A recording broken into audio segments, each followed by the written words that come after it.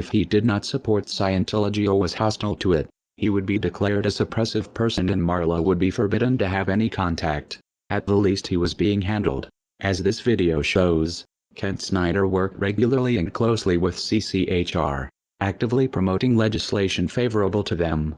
This bill is not successful, is not passed, then 2 or 3 or 4 years from now, what you're going to find is you're going to find stories of parents who said, why didn't we work harder? My child is now subject to mental screening. He's now subject to therapy. There's all sorts of coercive measures that are going on.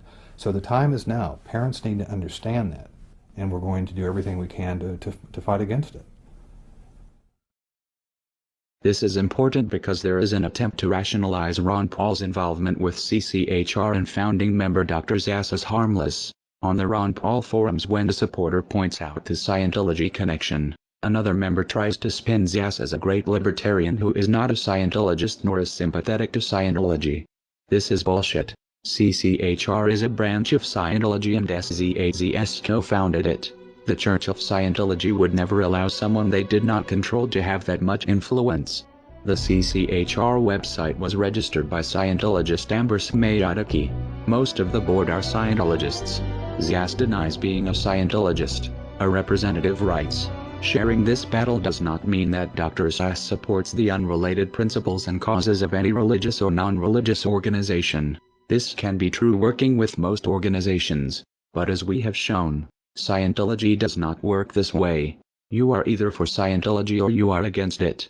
Whether SZAZS himself believes in Xenu is irrelevant. What is relevant is Scientology considers Zass non-hostile and therefore successfully handled. Kent Snyder may have something in common with Lisa McPherson. His involvement with the cult might have killed him.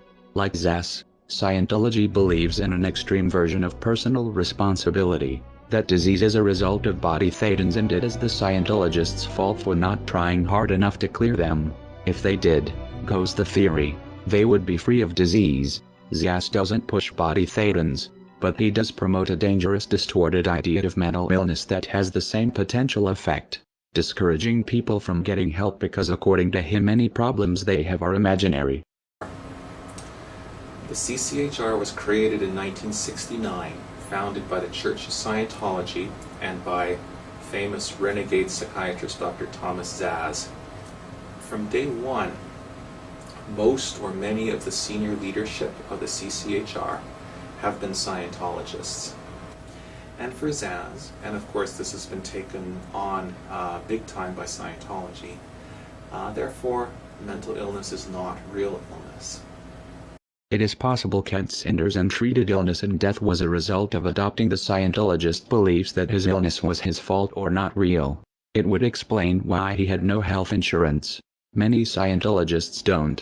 It seems Snyder sincerely believed in Ron Paul's libertarian rhetoric and equally trusted his Scientologist friends, though this ultimately was not in his best interest. A further question arises. How many of Scientology ideas are influencing Ron Paul's campaign for liberty through CCHR and Zass? The Scientology connection to Ron Paul has been noted in a handful of disingenuous threads on the Ron Paul forum.